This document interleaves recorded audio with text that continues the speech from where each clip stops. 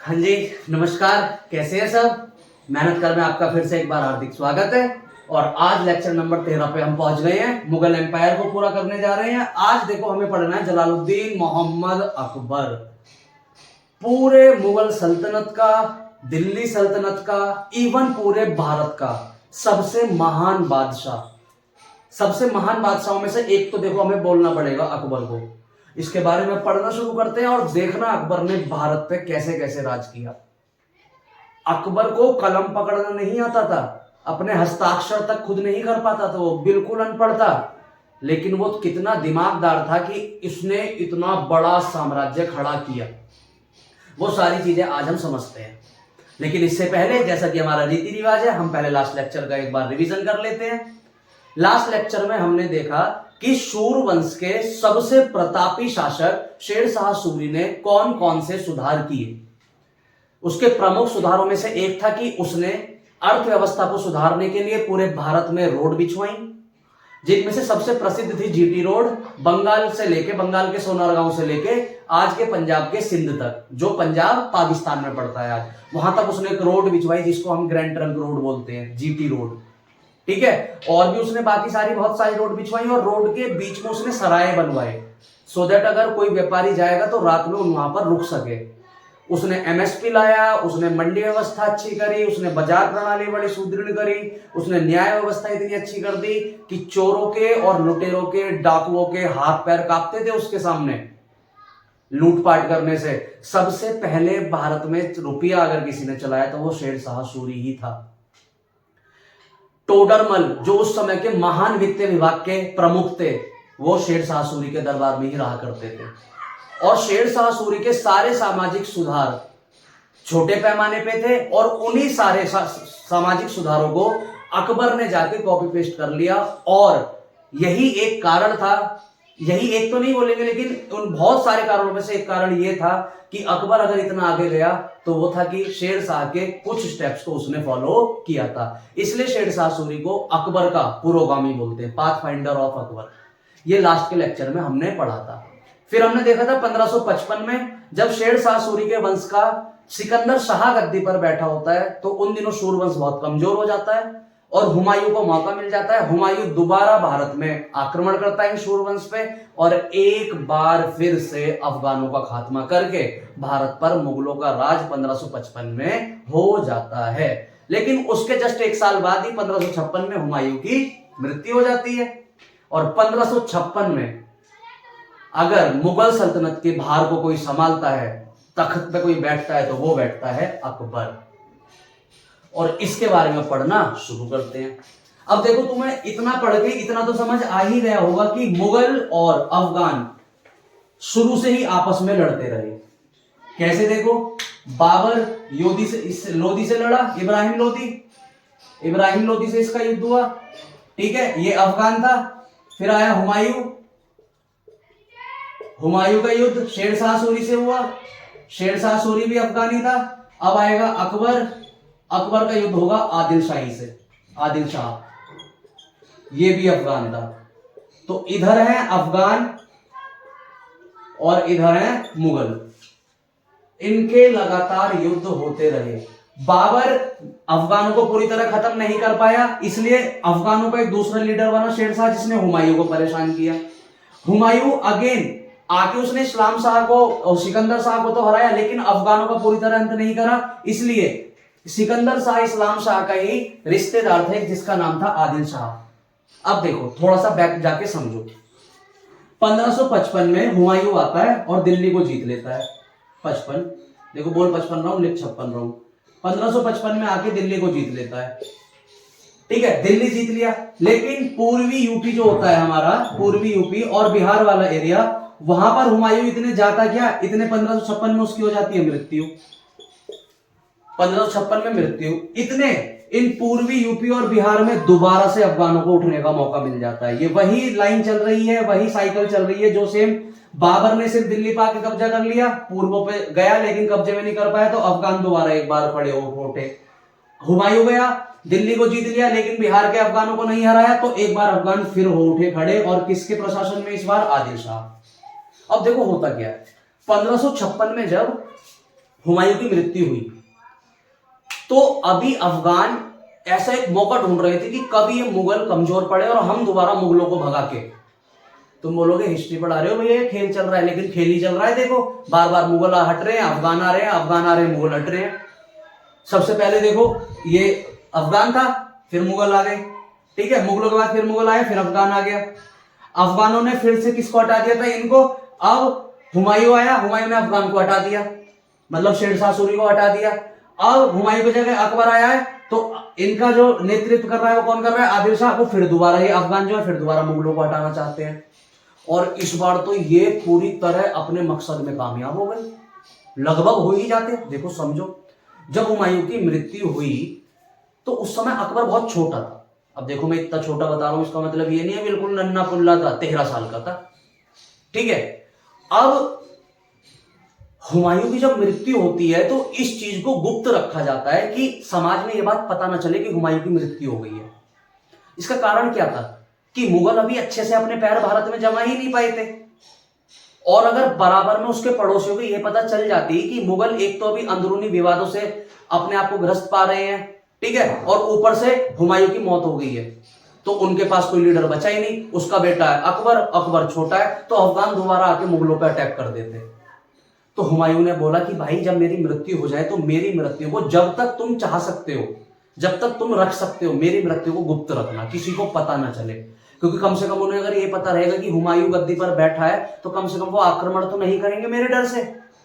लेकिन अगर उन्हें ये पता चल गया कि हुमायूं मर गया है, अकबर अभी छोटा है, चलो दोबारा दिल्ली को जीत लेते, तो अफगान दोबारा आके हम पर क्या कर सकते हैं? अटैक। लेकिन कभी ऐसी बात छुपती है? ऐसी बात हो गई या कोई लड़की लड़के के साथ चली गई और मोहल्ले में बहुत किसी को बताना मत, ऐसी बात छिपती है कभी? ये तो आग से भी तेज फैलती है।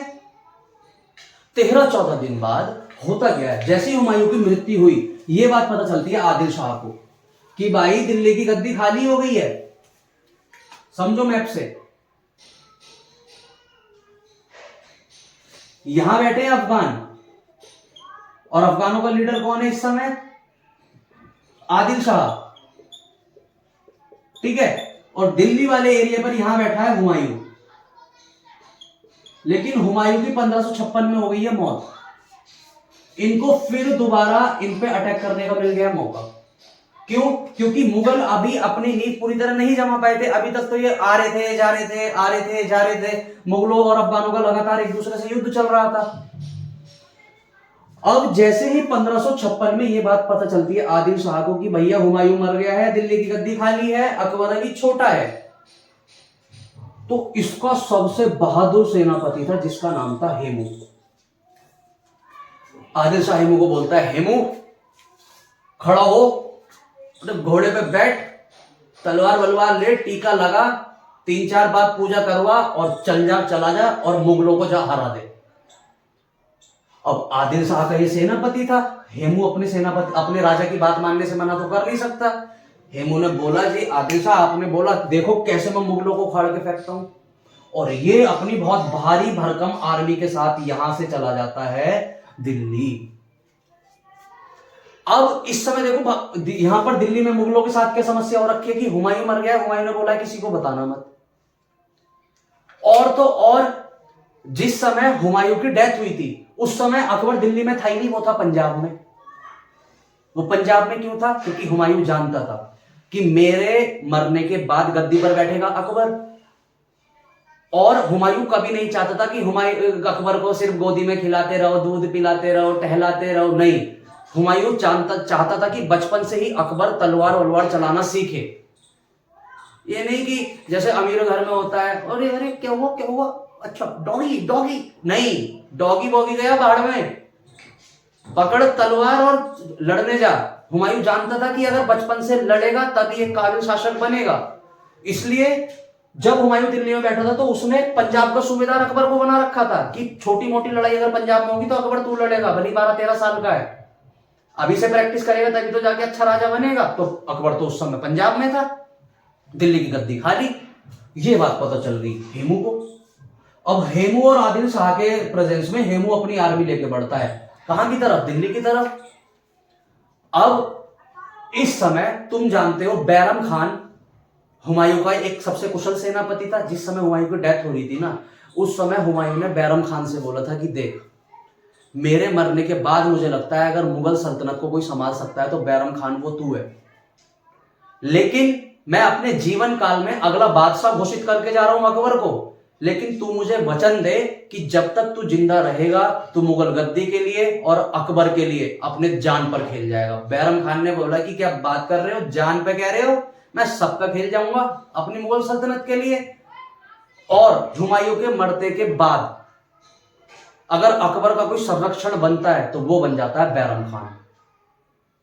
अब बैरम खान को कैसे भी करके दिल्ली से पंजाब जाना है और अकबर को लेके आना है, सो दैट वो अकबर को दिल्ली में लाके गद्दी पर बैठा सके, उसको शपथ दिला सके। एक बार शपथ दे दी जाएगी, कोई प्रॉब्लम नहीं, पूरे साम्राज्य को संभाल लेगा बैरम खान, लेकिन तख्त खाली नहीं रहना चाहिए। अब तख्त पे अकबर को बिठाना है, अकबर पंजाब में है। अब बैरम खान के सामने समस्या क्या है, इधर से हेमू चल दिया है, अगर वो अकबर को लेने जाएगा अपनी आर्मी के साथ तो उसकी दिल्ली खाली हो जाएगी, दिल्ली खाली हो जाएगी तो हेमू को कुछ करना ही नहीं पड़ेगा, दिल्ली को आराम से जीत लेगा।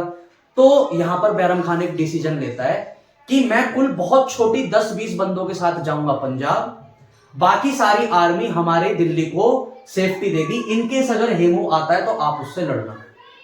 आर्मी ने बोला ठीक है, और बाकी अकबर ये जो बैरम खान है ये चला जाता है अकबर को लेने। और ये बात पता चलती है हेमू को कि भाई बैरम खान तो दिल्ली में है ही नहीं, अकबर भी दिल्ली में है ही नहीं, मतलब दिल्ली खाली। ये बहुत तेज गति से आगे बढ़ता है, दिल्ली पहुंचने से पहले इनकी राजधानी उस समय होती है आगरा, आगरा को जीत लेते हैं।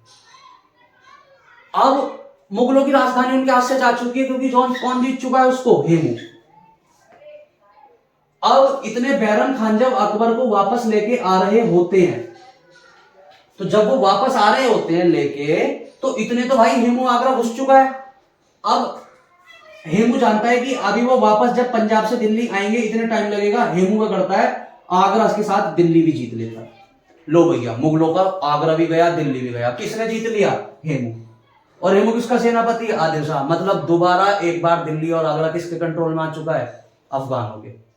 और मुगलों के हाथ से फिर दोबारा सारी चीजें जा चुकी हैं, देख रहे हो। बाबर के साथ भी यही हुआ, हुमायूं के साथ भी यही हुआ, हुमायूं तो 15 साल बाहर रहा। और अकबर के साथ भी देखो कुछ नहीं है, दिल्ली भी हाथ से चली गई है, आगरा भी हाथ से चला गया है। अब उनपे एक ही चारा है कि किसी भी तरीके से हेमू को रोका जाए, हेमू को मारा जाए, और मार के अफगानों का अंत किया जाए, और अंत करने के बाद मुगल दोबारा दिल्ली में शांति के साथ बैठे। तब जब देखा गया कि अब युद्ध लड़ने के अलावा और कोई चारा नहीं है, तो जब अकबर को बैरम खान वापस ला रहे थे ना, तो पंजाब में एक जगह पड़ती है कालानौर। किस नाम की जगह पड़ती है, कालानौर। पंजाब में गुरदासपुर पड़ता है, गुरदासपुर का नाम सुना होगा, गुरदासपुर में एक जगह पड़ती है कालानौर। उस समय अकबर को लेके कालानौर ही पहुंचे थे। कालानौर में ही अब्दुल मिर्जा से अब्दुल मिर्जा से अकबर को राजा घोषित करवाया गया, सुल्तान, बादशाह। रास्ते में ही अकबर को क्या घोषित करना पड़ा, बादशाह। क्योंकि देखिए जब हम युद्ध लड़ते हैं, पहले के समय में क्या हुआ करता था, जब भी आप युद्ध लड़ोगे तो युद्ध लड़ोगे आप किसी के नेतृत्व में। भाई आपको लीड कौन करेगा, तो लीड करने के लिए एक राजा होना चाहिए, लेकिन राजा की गद्दी उस समय इनके सामने खाली थी। तो इन्होंने क्या करा, पहले रास्ते में ही अकबर को शपथ दिलवा दी। और शपथ कहां दिलवाई गई, कालानौर में। कालानौर कहां पड़ता है, पंजाब में। और किसने शपथ दिलवाई थी, मिर्जा, अब्दुल मिर्जा ने। ठीक है, अब अकबर को रास्ते में ही सुल्तान बादशाह घोषित कर दिया गया। अब युद्ध लड़ सकते थे, किसके नेतृत्व में, अकबर के नेतृत्व में। ठीक है, अब देखो बैरम खान का ही एक बहुत मुख्य सेनापति था जिसका नाम था तरबी बेग। क्या नाम था, तरबी बेग। तरबी बेग बैरम खान से आगे बोलता है, जी हेमू ने आगरा भी जीत लिया है, दिल्ली भी जीत लिया है, उससे लड़ना बेकार है, चुपचाप यहां से निकलो। और चल रहे हैं सिंध पाकिस्तान वाले एरिया में, वहां जाके बैठ जाएंगे, वरना हेमू मारेगा। बैरम खान ने बोला, सुसरे लड़ने से तो गया उससे, और हमारा मोरल और डिमोटिवेट कर रहा है। हमसे कह रहा है कि दिल्ली छोड़ दे, हम आगरा छोड़ दे और हम पाकिस्तान जाके बस जाएं, सिंध चले जाएं, बलूच चले जाएं। नहीं, हम हेमू से लड़ेंगे। और तरवी बेग की निडरता देखते हुए तरवी बेग का गला काट देता है वो, कि क्या फायदा मेरे उसमें ऐसे सैनिक रहने की जो खुद तो अपना मोरल डाउन कर ही रहे हैं और साथ में सेना का भी मोरल डाउन कर रहे हैं कि हेमू से मत लड़ो। गुस्से में आके बैरम खान तरवी बेग को क्या कर देता है, गला काट देता है। तरवी बेग का काम खत्म।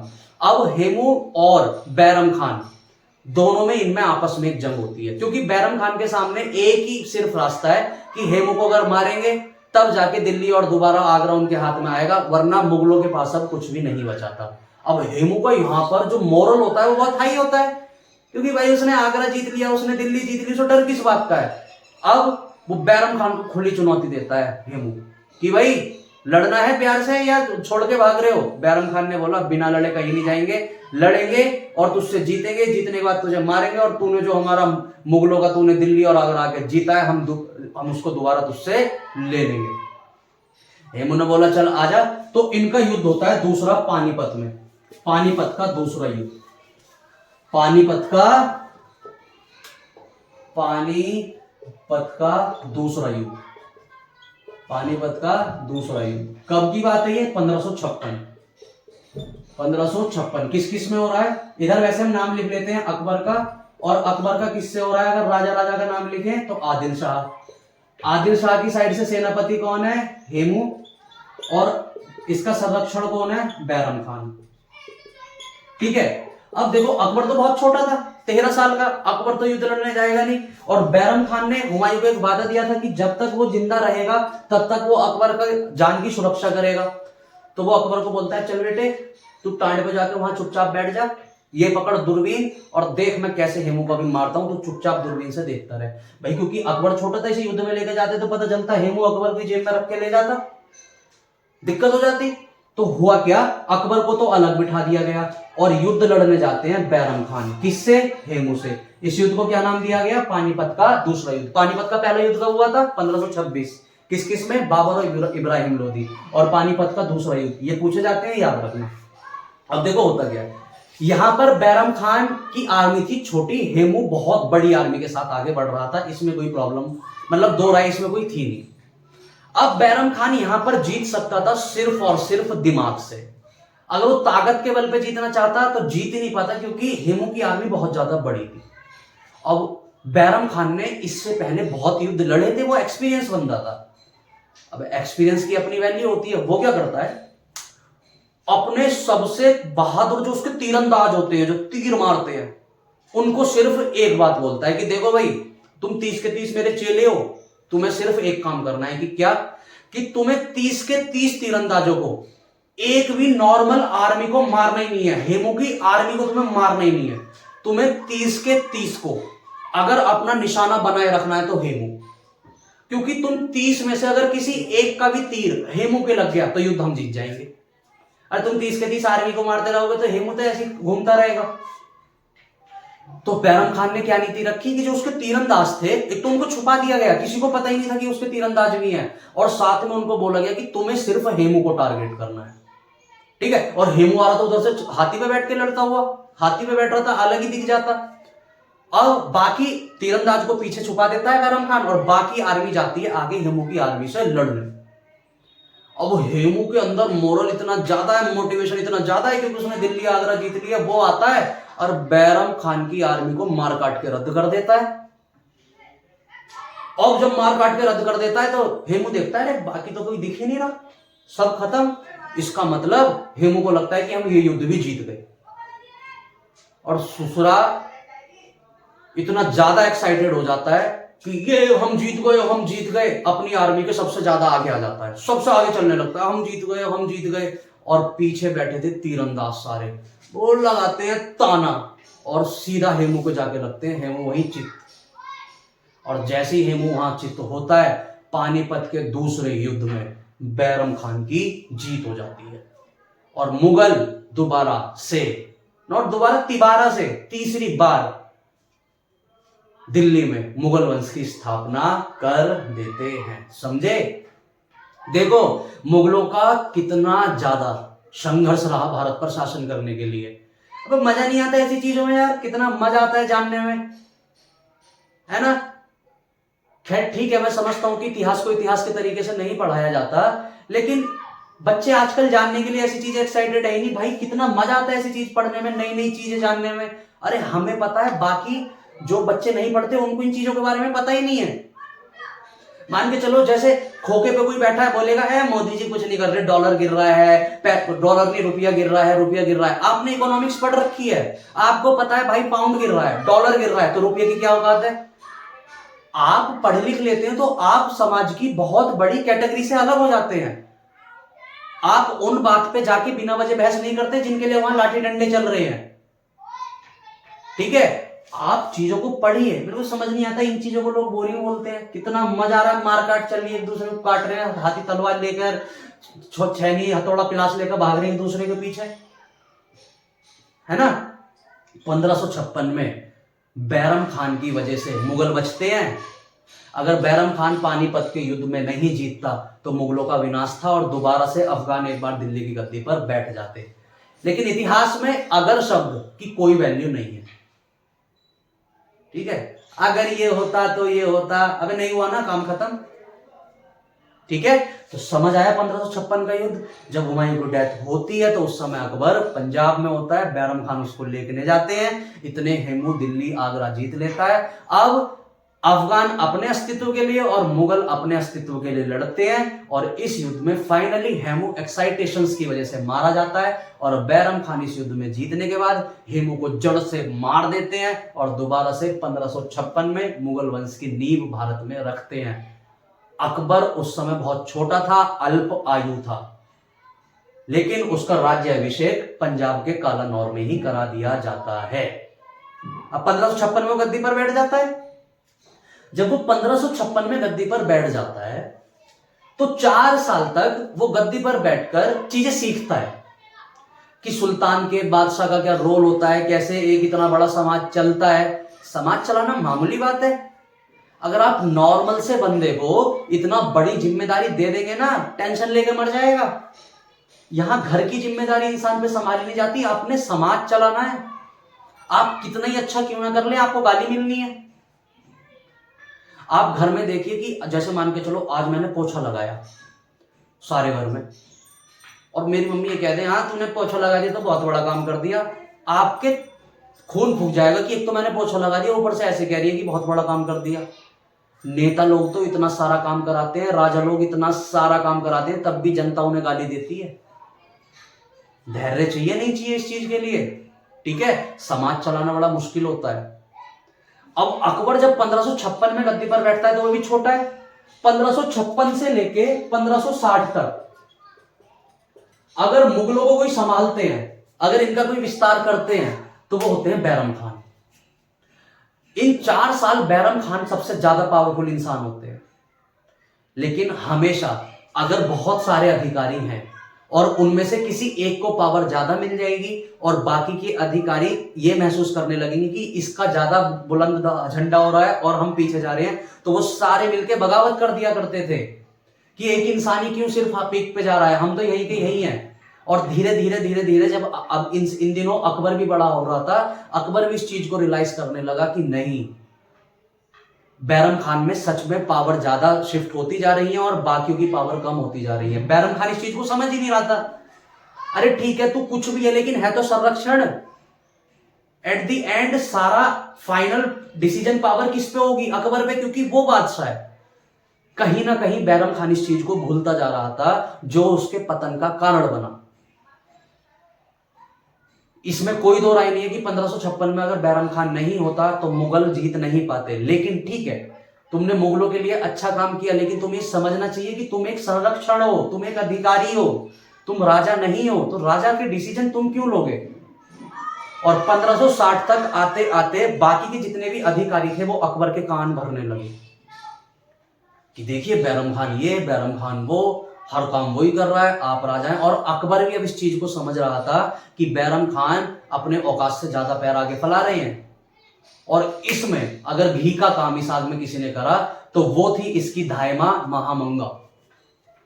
देखिए अकबर का पालन पोषण किया था महामंगा ने। एक औरत थी महामंगा, क्या नाम था? महामंगा। महामंगा, ठीक है। अकबर का प्रारंभिक जीवन में अगर पालन पोषण किया तो महामंगा ने किया। तो अकबर इनको अपनी मां से भी ज्यादा मानता था। अकबर की माँ थी हमीदा बानो बेगम, अकबर की हमीदा बानो बेगम से उतनी नहीं बनती थी जितनी उसकी महामंगा से बनती थी। और ये थी बहुत चालाक। ये क्या थी? बहुत चालाक। ये अकबर के प्रति नो डाउट अकबर को अपना दिल से बेटा मानती थी, क्योंकि अकबर महामंगा ने इसको दूध पिला के अपना बड़ा किया था, तो कहीं ना कहीं दूध का रिश्ता था। तो महामंगा चाह के भी अकबर का बुरा नहीं चाहती थी। लेकिन अकबर को छोड़ के बाकी भी जितने इसके बहन भाई माता पिता थे, महामंगा उन्हें कैसे भी बर्दाश्त नहीं कर सकती थी। दूसरा, महामंगा का यहां लालच था कि इसका एक बेटा था अधम खान। कौन था? अधम खान। महामंगा सोचती थी कि अकबर के मरने के बाद अगर दिल्ली की गद्दी पर कोई बैठ जाएगा तो मेरा बेटा अधम खान है। लेकिन इसका बेटा ये बकलोल था, बकलोल, पक्का वाला, प्यार में पागल। मतलब प्यार में पागल वाला इंसान नहीं था ये, एक तरह से ठरगी इंसान था पूरा। उसके बारे में पढ़ते हैं। 1560 तक अकबर को ये चीज रियलाइज होने लगी कि मेरे समाज में बोलबाला बैरम खान का हो रहा है। बैरम खान अपनी शक्तियों का दुरुपयोग कर रहे हैं और इनको फटाफट रोकना पड़ेगा। लेकिन अकबर किस मुंह से बोले बैरम खान को? इतना तो पिता भी नहीं करता जितना बैरम खान ने अकबर के लिए किया। तो अकबर बोलता हुआ हिचकिचा रहा था, लेकिन आखिर वो सुल्तान था, बादशाह था, उसको भाई बादशाह की खासियत ये होती है कि उसको कड़े फैसले लेने पड़ते हैं। करेंसी बंद हर कोई थोड़ी नहीं कर देगा। भारत जैसे देश में मोदी जी ने कर दी। 1529 में रखी गई थी बाबरी मस्जिद का राड़ा चल रहा था, मोदी जी ने निपटा दिया। कड़े फैसले हर कोई नहीं ले सकता। कड़े फैसले एक तगड़ा सुल्तान बादशाह ही लेता है। और अकबर ने देखा कि अब मुझे बैरम खान को समझाना पड़ेगा कि चचा बहुत दिन हो गए, अब तुम थोड़ा बस में रहो। तो वो जैसे तैसे आगरा से दिल्ली जाता है, निकल के आगरा से, ये सारे कांड आगरा में हो रहे हैं, वो आगरा से जैसे तैसे दिल्ली जाता है और दिल्ली जाके अपने आप को बादशाह घोषित कर देता है स्वतंत्र तरीके से अकबर। और बाकी सारे अमीरों से, कुलीनों से, अधिकारों से आके बोलता है कि आप आके मेरी अधीनता स्वीकार कर लो, आज के बाद से जो मैं बोलूंगा वही होगा। बैरम खान को यह चीज बहुत बुरी लगती है। लगनी भी जाहिर सी बात थी। बैरम खान कहीं ना कहीं मुगल सल्तनत के लिए एक फरिश्ते थे, और मुगल सल्तनत के लिए हो चाहे ना हो, बाबर अकबर के लिए एटलीस्ट थे। लेकिन जब अकबर ने देखा तो अकबर ने 1560 में जब बैरम खान को यह चीज बहुत बुरी लगी तो बैरम खान ने बगावत की, अकबर के खिलाफ विरोध किया कि आप ऐसे कैसे कर सकते हैं, आप अल्पायु में थे, आप 13 साल की उम्र में थे, हेमू भारत में घुस गया था, मैंने आपको बचाया, आपके पिताजी को मैंने वचन दिया था कि मैं कभी भी आप पर आंच नहीं आने दूंगा, मैं चाहता तो आपको मार के आसानी से मुगल सल्तनत की गद्दी पर बैठ सकता था, लेकिन मैंने अपना वादा निभाया और आज आप मुझे ही अपने पद से हटाने के लिए कह रहे हैं। लेकिन अकबर को निर्णय लेना पड़ा, क्योंकि उन दिनों अकबर की बुद्धि घुमा दी थी इसने, महामंगा ने। हालांकि आगे जाके इसकी बहुत जल्दी मृत्यु हो गई थी, लेकिन ये सब कांड करवा रही थी ये, क्योंकि अकबर 1556 से 1560 तक बैरम खान के अधीन रहा। वो अपना गुरु बैरम खान को मानने लगा था और दूध का रिश्ता था महामंगा का। महामंगा को यह बात बिल्कुल पसंद नहीं थी कि अकबर मुझे छोड़ के किसी और को प्रेफरेंस देने लगे, इसलिए उसने बैरम खान के खिलाफ जहर भरना शुरू करा अकबर के कानों में, और अब वो काम आ गया। 1560 में इन दोनों के बीच में एक युद्ध हुआ, जिस युद्ध को हम जानते हैं तिलवाड़ा के युद्ध के नाम से। तिलवाड़ा का युद्ध। कौन सा युद्ध? तिलवाड़ा का युद्ध। किस किस में हुआ? बैरम खान और अकबर। ठीक है। इस युद्ध से पहले अकबर ने बैरम खान के सामने शर्त रख दी थी कि अगर आप युद्ध हारे तो या तो आप चुपचाप किसी नगर में जाके वहां के सुल्तान बन जाना, राजा बन जाना, छोटे मोटे सूबेदार बन जाना, वरना आप देखो तुम बुढ़ऊ हो गए हो, तुम्हारी उम्र हो गई है, तुम चुपचाप मक्का मदीना हज यात्रा पर निकल जाना, मुझे कोई प्रॉब्लम नहीं है। तो बैरम खान ने बोला ठीक है, पहले युद्ध लड़ते हैं और उसके बाद जो डिसीजन लेना होगा मैं ले लूंगा। 1560 में इनका तिलवाड़ा का युद्ध होता है। बैरम खान चाहते तो यहां भी अकबर को आसानी से हरा सकते थे। अकबर लगातार वार करता रहा बैरम खान पे, लेकिन सिर्फ बैरम खान ने अपने आप को डिफेंड किया, बचाया। एक भी वार उन्होंने, एक भी अटैक अकबर पे नहीं करा। क्यों नहीं करा? क्योंकि उन्होंने हुमायूं को वचन दिया था कि मैं तुम्हारे बेटे अकबर का हमेशा संरक्षण बन के रहूंगा, उसकी सदा सेवा करूंगा, उसकी प्राणों की रक्षा करूंगा। अपने वचन में इतने बंधे हुए थे बैरम खान कि उन्होंने अकबर पर एक भी आक्रमण नहीं करा। और अकबर सोच रहा है मैंने बैरम खान को हरा दिया। और इस युद्ध में फाइनली अकबर को बैरम खान ने जिताया, अकबर जीता नहीं। और जीतने के बाद बैरम खान ने चुपचाप बोला कि अकबर आपने मेरे को एक ऑप्शन दिया था कि हारने के बाद मैं हज जा सकता हूं, तो मैं अब गुजरात के रास्ते मेरे को जाने दो मक्का मदीना। और जब 1560 में बैरम खान गुजरात के रास्ते होते हुए मक्का मदीना जा रहे थे, तो गुजरात में एक शासक था जिसका नाम था मुबारक खान। क्या नाम था? मुबारक खान। इस मुबारक खान को चढ़ा रखा था इसने महामंगा ने, बुरी तरह इसे चढ़ा के पेटेंट कर दिया कि भाई गुजरात के रास्ते ये चाचा गुजरेंगे, ये तेरे भी दुश्मन है मेरे भी दुश्मन है, गुजरात में इनको लुढ़का दियो। ये बहुत बिना सुरक्षा के बहुत छोटे ग्रुप के साथ अपनी हज यात्रा पर जा रहे थे और गुजरात जैसे ही पहुंचे मुबारक शाह ने इनकी मृत्यु कर दी। 1560 में बैरम खान की मृत्यु हो गई। इनकी एक पत्नी थी जिनका नाम था, इनकी रानी थी सलीमा बेगम। क्या नाम था? सलीमा बेगम। और सलीमा बेगम का एक बेटा भी था अब्दुल रहीम। बेटे का क्या नाम था? अब्दुल रहीम। जब अकबर ने देखा कि यार जिसने मेरे पे आंच तक नहीं आने दी उसकी मृत्यु हो गई, अब उसकी वाइफ का, उसका बेटा भी छोटा है, उसका क्या होगा, तो अकबर ने इनको कंधा देने के लिए इनसे शादी कर ली थी, सिर्फ इसलिए कि इनको एक रानी का ओहदा मिले, है ना भाई। इनको कोई टच नहीं कर सकता था, क्यों? क्योंकि अकबर की वाइफ थी।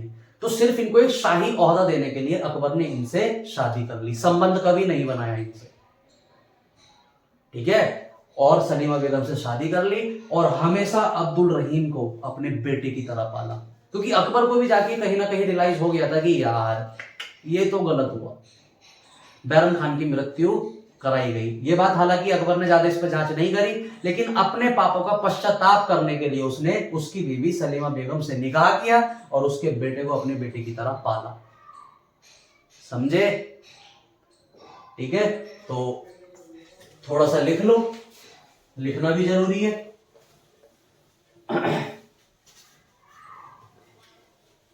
इससे पहले अकबर की एक शादी हो चुकी थी। इसके एक चाचा थे हिंदाल, मैंने तुम्हें बताया, हुमायूं के 3 भाई और थे, कामरान, अस्करी और हिंदाल। हिंदाल की एक बेटी थी रुकैया। आप जानते होंगे मुस्लिम धर्म में सिर्फ ब्लड का रिलेशन नहीं होना चाहिए, मतलब आप अपनी मुस्लिम धर्म में क्या होता है ना कि सिर्फ ब्लड सिस्टर नहीं होनी चाहिए, खून का रिश्ता नहीं होना चाहिए। आप अपने रिश्तेदारियों में शादियां कर सकते हैं, चाचा की लड़की से, मामा की लड़की से। मुस्लिम धर्म में ये रीति रिवाज चलता है। तो अकबर ने रुकैया बेगम से शादी करी थी, वो उसकी चचेरी बहन लगा करती थी एक तरीके से, लेकिन इनमें चलता है तो इन्होंने कर ली थी, कोई नहीं, ठीक है। अकबर, हमने पढ़ना क्या शुरू किया? अकबर। इसका जन्म कब हुआ? ये तो हमने पहले भी पढ़ लिया था, 15 अक्टूबर 1542। पिताजी कौन थे इसके? तो हुमायूं चाचा थे। माता कौन थी? तो एक चाची थी हमारी हमीदा बानो बेगम, हामिदा बानो बेगम। जन्म हुआ कहां? स्थान देखो, अकबर है तो इसके बारे में पता होना चाहिए, बाकी आपको पता हो चाहे ना। पंजाब के अमरकोट में। कहां पर? अमरकोट में। राजा वीरसाल के महल में, वीरसाल के महल में, ठीक है। राज्याभिषेक कब हो रहा है इनका? राज्याभिषेक 1556 में। कहां पर हुआ? कालानौर। कालानौर पंजाब, गुरदासपुर में ही पड़ता है पंजाब के, यहां पर इनका होता है राज्याभिषेक। इनके संरक्षण कौन थे जो इनकी हमेशा सुरक्षा करते थे? बैरम खान, ठीक है।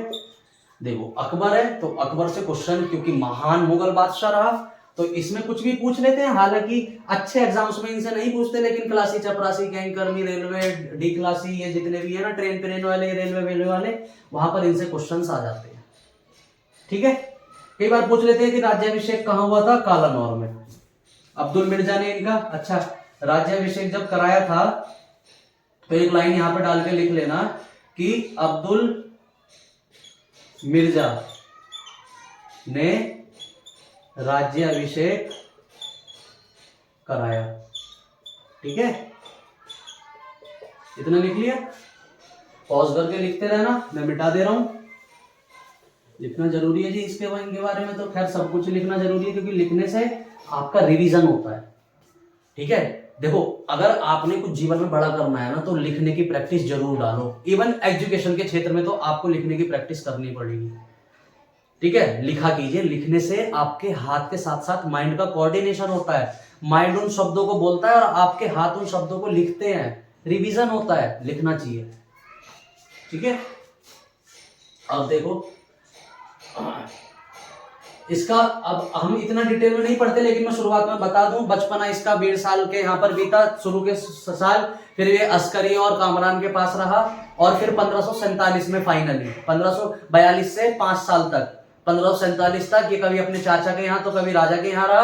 और 1547 में क्योंकि हुमायूं इधर से काबुल कंधार वाले एरिया को जीत चुका था तो 1547 में हमीदा बानो बेगम और अकबर इसके हुमायूं के साथ चल रहने लगा था। ठीक है, अब 1556 में पानीपत का दूसरा युद्ध हुआ। पहला कब हुआ था? 1526 में। किस किस में हुआ? तो हम अगर राजा ही लिख लेते हैं तो राजा कौन था इधर? अकबर। और इधर कौन था अफगानों का? आदिल शाह। इधर आदिल शाह का सेनापति कौन था? हेमू। और इसका सेनापति कौन था? बैरम खान। एक तीर अंत में जाके हेमू की आंख में लग जाता है और हेमू की मृत्यु हो जाती है। फाइनली इस युद्ध को कौन जीत जाते हैं? अकबर जीत जाता है, बैरम खान जीत जाता है, दोबारा इनकी नींव रख देता है। फिर आगे हम इसमें क्या लिखेंगे कि 1556 से 1560 तक बैरम खान मुगल वंश की बागडोर को संभालते हैं।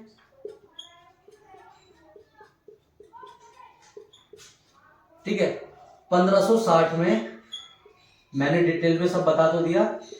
तिलवाड़ा के युद्ध में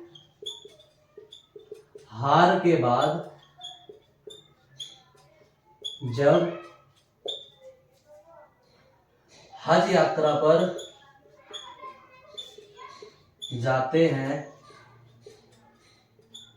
तो गुजरात के शासक मुबारक खान नॉट शाह द्वारा इनकी मृत्यु कर दी जाती है। ठीक है, इतना हमने पढ़ लिया। देखो एक ब्लेम और था कि महामंगा ने जाके इस बात को अपने हरम में फैला दिया, अपने महल में फैला दिया कि जो बैरम खान है वो सिया है। अच्छा, मुगलों में अधिकतर मुस्लिम थे सुन्नी। आज भी आप देखेंगे ना इनमें मुसलमानों में आज भी दूसरे सिया सुन्नी के चक्कर में मार रहे हैं एक दूसरे को। सिया जाके सुन्नी की मस्जिद पे बम फाड़ देता है और सुन्नी जाके सियाओं की मस्जिदों पे बम फाड़ देता है। देखें आप पाकिस्तान में इनमें शुरू से ये आपस में ही नहीं बन पाए। दूसरे धर्मों को तो तब समझेंगे, ये आपस में एक दूसरे को नहीं समझते। आप आज देखें ना लाहौर में बलूचिस्तान में क्या हाल है। पाकिस्तान का सबसे टेररिज्म वाला एरिया है खैबर पख्तूनिया। वहां पे जाके देखें, आपको आतंकवाद इतना मिलेगा कि अहमदिया सुन्नियों को मार रहे हैं, सुन्नी सियाओं को मार रहे हैं, सियाओं अहमदिया को मार रहे हैं, आपस में लड़ रहे हैं। तो इनमें शुरू से ही विवाद रहे हैं। अब जो बैरम खान थे वो थे शिया मुस्लिम और मुगलों में ज्यादा क्वांटिटी थी सुन्नी मुस्लिम की। बैरम खान तो शिया मुस्लिम थे, मैंने बताया। महामंगा ने पूरे महल में इस चीज को फैला दिया कि इन दिनों बैरम खान जो अकबर का संरक्षण बना घूम रहा है वो शिया मुस्लिम है और हम शिया मुस्लिम को कभी कबूल नहीं करेंगे, मारो काटो भगाओ इसे। एक कारण ये भी था। ठीक है, एक कारण ये भी था कि उसको शिया मुस्लिम बताया गया। और मेन कारण तो देखो, आप इसको लिखो चाहे मत लिखो, क्योंकि अच्छे एग्जाम धर्म वगैरह ऐसी चीजें लिखोगे तो आपको मार काट के आपको ही भगा देगा। आप जेन्युइन कारण लिखना कि सत्ता रोहण की जो क्षमता थी वो ठीक है बैरम खान में थी। बैरम खान ने मुगल वंश की नींव को संभाला, लेकिन कहीं ना कहीं वो अपनी पावर का मिसयूज करने लगा था। ठीक है, आपने देखा होगा संविधान में हम आर्टिकल 32 पढ़ते हैं कि अगर कोई अधिकारी अपने अधिकार क्षेत्र से फालतू काम कर ले तो कोर्ट एक आदेश जारी करता है जिसको हम परमादेश बोलते हैं, मैंडामस, कि भाई तू अपने अधिकार क्षेत्र से फालतू काम क्यों कर रहा है। इसको को वारंटो बोलते हैं, को वारंटो, अधिकार प्रक्षा। तो कहीं ना कहीं ये कर रहे थे बैरम खान, अपने अधिकार क्षेत्र से फालतू काम नहीं करना चाहिए। जितना तुम्हारा अधिकार है, जितनी तुम पे पावर है, उस पावर के अंदर अंदर काम करो।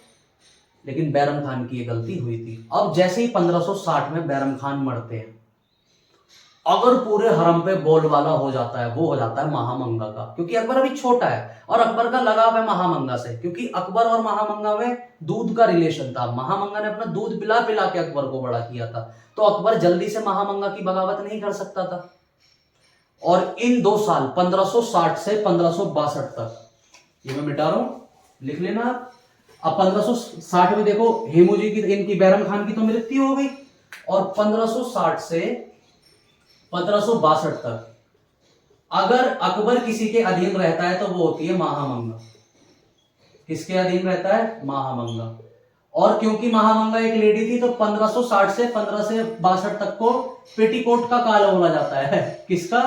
पेटीकोट का काल या हरम दल का काल। हरम देखो क्या होता है, जहां पर मुस्लिम महिलाएं रानियां रहा करती थी, उनको हरम बोलते थे। ठीक है, तो हरम दल का काल, हरम दल का काल, पेटीकोट का काल, मतलब इन दिनों 1560 से 1562 तक अगर पूरे मुगल वंश पर किसी का राज रहा तो वो कौन थी? महिला। और वो महिला कौन थी? महामंगा। और इन 2 साल इसने जो आफत मचाई है, जो इसने गेम खेले हैं, पासे पलटे हैं, अपनी चतुराई दिखाई है, जो इसने बर्तन बजवाए हैं एक दूसरे में, 1562 में अकबर की भी बुद्धि खराब हुई। और 1562 में अकबर एकदम नींद से जागा कि यार 1560 से 1562 तक मैं महामंगा के कहने पे चलता रहा और मैंने इतना कुछ खो दिया। एक राजा का काम होता है जाए, युद्ध करे, अपने साम्राज्य का विस्तार करे, अच्छी अच्छी राजधानियां बनाए, अपने लोगों का के लिए अच्छे के लिए काम करे। अकबर कुछ कर ही नहीं रहा था, महामंगा के हाथ में शासन था। 1562 में अकबर जागता है, अपनी असली फॉर्म में आता है, महामंगा को साइड में करता है, और 1562 से तो ये फिर लड़ियां लगा देता है कामों की, झड़ी की जड़ी। तीर्थ यात्रा से कर खत्म, जजिया कर खत्म, इबादत खाना बनवा देता है, फतेहपुर सीकरी को राजधानी बना देता है, अपने आप को मजहर की घोषणा कर देता है, नया धर्म चलाता है, नए सिक्के चलाता है, दुनिया भर के काम करता है। वो हम पढ़ लेंगे नेक्स्ट क्लास में। देखिए अकबर को पढ़ने में बहुत टाइम लगेगा, क्योंकि इसके युद्ध इतने थे। इसने राजस्थान में 10 साल बिता दिए थे, वहीं से जाके हरका बाई से शादी करी थी। अच्छा, आप एक चीज याद रखना, जोधा अकबर नहीं होता। ठीक है, हम सब जोधा अकबर बोलते हैं ना, एक्चुअल में वो हरका भाई थी, वो जोधा भाई नहीं थी। इतिहास में बहुत सारी चीजें तो हमारे सामने ऐसी घूम रही है जो है ही नहीं। हम उस चीज को आगे समझेंगे। हम जोधा अकबर करते हैं ना, जोधा अकबर नहीं है, एक्चुअल में वो हरका और अकबर है। ठीक है, तुम्हें थोड़ा अजीब सा लग रहा होगा कि अरे सर क्या कह रहे हैं, लेकिन ये एक्चुअलिटी है। ठीक है, लेकिन वही है, समाज में अगर कोई तूल पकड़ ली है किसी चीज ने तो बस वो चलती आ रही है। लेकिन ऐतिहासिक तौर पर आप एग्जाम्स में भी जोधा अकबर लिख के आएंगे ना, तो एग्जामिनर बोलेगा इसने बस क्लासी चपरासी वाली एसएसटी पढ़ी है, हिस्ट्री पढ़ी है, इसने यूपीएससी एसएससी वाली, इसने स्टेट पीसीएस वाली एसएसटी नहीं पढ़ रखी, हिस्ट्री नहीं पढ़ रखी। ठीक है, तो हम आगे जाके उसको पढ़ेंगे। 10 साल उसने राजस्थान में लगाए, कभी गुजरात गया, दक्षिण भारत गया, इधर बंगाल तक चला गया, तो उसने बहुत सारी मुहिमें चलाई। उसके युद्ध पढ़ने में हमें बहुत टाइम लगेगा। ठीक है, तो फिलहाल आज की क्लास हम यहीं पे खत्म करते हैं और नेक्स्ट क्लास कल कंटिन्यू करेंगे। ठीक है, चलिए, थैंक यू।